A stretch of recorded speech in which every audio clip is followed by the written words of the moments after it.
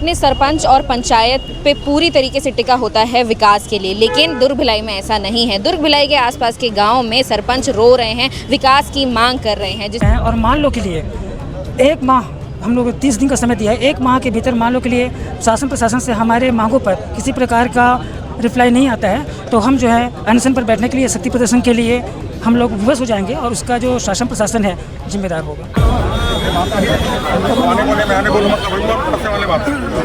लेकिन जो मुख्य समस्या है वो है जैसे गांव के लोग निर्वाचित करते हैं हमें सरपंच के रूप में, तो वो उम्मीदें रखते हैं कि जो समस्याएं 5 साल पिछले 5 वर्षों में नहीं हुई हैं वो इस वर्ष जो सरपंच निर्वाचित कर रहे हैं वो उस मांगों को पूर्ण करेगा। हम जो है हमने ही सरकार को बनाया है और हमारा ही सरकार है, तो हमारी सरकार अगर अपने ग्राम पंचायत के प्रधानों के विषय पर अगर न सोच पाए तो फिर ये बहुत ही बुरी बात है।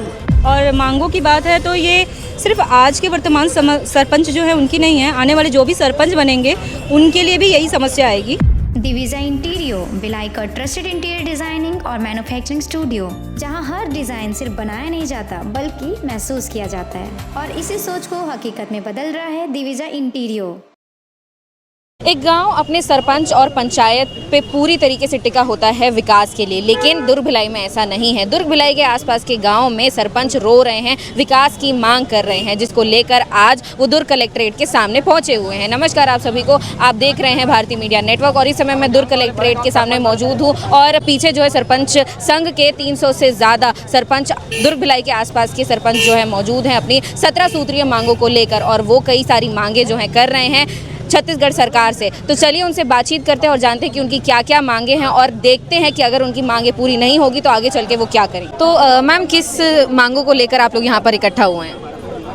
हम लोग सरपंच संघ का मांग है, सरपंच लोग का जो कमी है उसी की मांग के लेके आए हैं, जो हम लोग को सुविधा नहीं मिल रही है। अच्छा, और ऐसी कौन सी सुविधाएं जो आपको नहीं मिल रही हैं? अभी जो है 16 वित्त में जो पोर्टल के हिसाब से मतलब खर्च करना है उसको हम लोग वो नहीं कर पाएंगे, खर्च भी नहीं कर पाएंगे उसको। पूरा हर चीज़ जो है एकदम से इसी मद में करना है, ऐसे करके पूरा सब चीज़ उसमें एकदम जो खर्च है उसी मद में करना है और अन्य जगह उसको खर्च नहीं कर पाएंगे, मतलब अपने से कुछ भी नहीं कर पाएंगे। मतलब बंधन है आप लोग में? बंधन है। अच्छा, और आप लोग कितने सरपंच यहाँ पर इकट्ठा हुए हैं? दिख तो लगभग 100-150 तो दिख रहे हैं सरपंच, 100-150 तो दिख ही रहे हैं, है ना? तो आप लोगों ने ज्ञापन सौंप दिया है? नहीं, अभी तो हम लोग आए हैं अभी। तो सर, कौन कौन सी मांगों को लेकर आप लोग इकट्ठा हुए हैं यहाँ पर? हमारी मांग तो 17 सूत्री है, जो मुख्य रूप से अभी जो आवास प्लस चल रहा है 2.0 में उनसे संबंधित है, 15 वित्त की राशि की है, मानदेय की है, और गौठान के संचालन के लिए पुनः उस योजना को लागू किया जाए। ऐसे करके 17 सूत्री मांग है, जिनको आज कलेक्टर को ज्ञापन सौंपने मुख्यमंत्री के नाम से देने आए हैं। और क्या कुछ एक्सपेक्ट कर रहे हैं कि आप लोग को जवाब में मिले? हाँ, अब शासन प्रशासन को जब तक हम अपनी समस्या नहीं बताएंगे उनका निराकरण हो नहीं पाएगा। तो विश्वास है कि तत्काल इस जैसे जेम पोर्टल की खरीदी में जो दिक्कतें आती हैं, इन बिंदुओं को ध्यान में रखते हुए शासन प्रशासन बिल्कुल सरलता से काम करेगी, ये उम्मीद है। और अगर आपकी मांगे पूरी नहीं हुई तो? हाँ, उनके लिए फिर विवश होंगे, या धरना प्रदर्शन के माध्यम से या हड़ताल के माध्यम से संघ की मांग रहेगी तो उनके लिए ज़रूरी भी हो जाएगी, तो हम लोग सड़क की लड़ाई लड़ने के लिए तैयार हैं। आप कहाँ के सरपंच हैं? मैं ग्राम पंचायत समोदा दुर्ग ब्लॉक से अरुण गाँव। और आप लोग के साथ यहाँ पर कितने सरपंच आए हैं? आज लगभग 304 सरपंच उपस्थित हैं, दुर्ग ब्लॉक से और पाटन ब्लॉक से, धमधा ब्लॉक से, तीनों पंचायत मिला के 304 सरपंच पहुँचे हुए हैं। मैम, सबसे पहले तो अपना इंट्रोडक्शन दे दीजिए। जी, मेरा नाम अर्चना यादव है, मैं महाका खुद ग्राम पंचायत की सरपंच हूँ और पाटन विकास खंड है मेरा। जैसे कि आप इतनी कम उम्र की सरपंच हैं, तो आपके हिसाब से क्या हस्तक्षेप हो रहे हैं सारे विकास में जो इतने सारे सरपंच आज यहाँ पर आए हैं?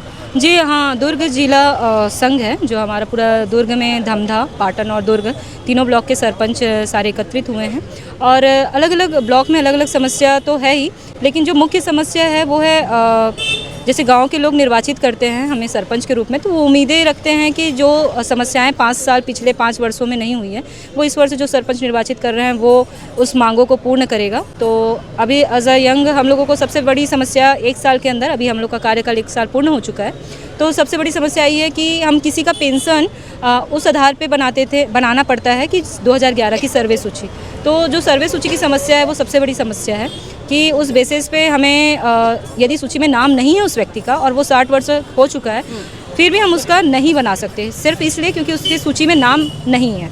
मतलब सूची में नाम जिसका होगा वही पेंशन का हकदार होगा। क्या आपको लगता है कि यहाँ दुर्ग भिलाई में सरकार सरपंचों को ठीक वेतन दे रही है, क्योंकि उसको लेकर भी आप लोग की 1-2 मांगे हैं? हाँ, वेतन को लेकर जैसे पिछले सरपंचों ने बताया कि उन्हें बैठकों की जो राशि देते थे, तो क्या होता है कि गांव का एक जनप्रतिनिधि है तो वो उम्मीद करता है कि वो अपना 24 घंटे का समय यदि गांव की सेवा में दे रहा है, तो जैसे विधायक है और बड़े मंत्री हैं उन लोगों को एक सुविधा दी जाती है कि रिटायरमेंट होने के बाद भी, जैसे पद से हट जाने के बाद भी उन्हें एक राशि दी जाती है। तो एक मतलब एक व्यक्ति अपनी सुरक्षा के प्रति सिर्फ और सिर्फ ये चाहता है कि उन्हें एक इंश्योरेंस कवर दिया जाए, तो शायद ये एक जायज़ मांग है, क्योंकि उम्मीद करता है कि यदि वो गांव की सेवा कर रहा है, इस बीच में उसका दुर्घटना हो जाता है तो उसका भी परिवार है, उसको भी क्षति होती है, तो एक इंश्योरेंस कवर उसे मिलना चाहिए, ये मांग रखी गई है। आपको क्या लगता है छत्तीसगढ़ सरकार सरपंच संघ की मांगों पर कुछ एक्शन लेगी?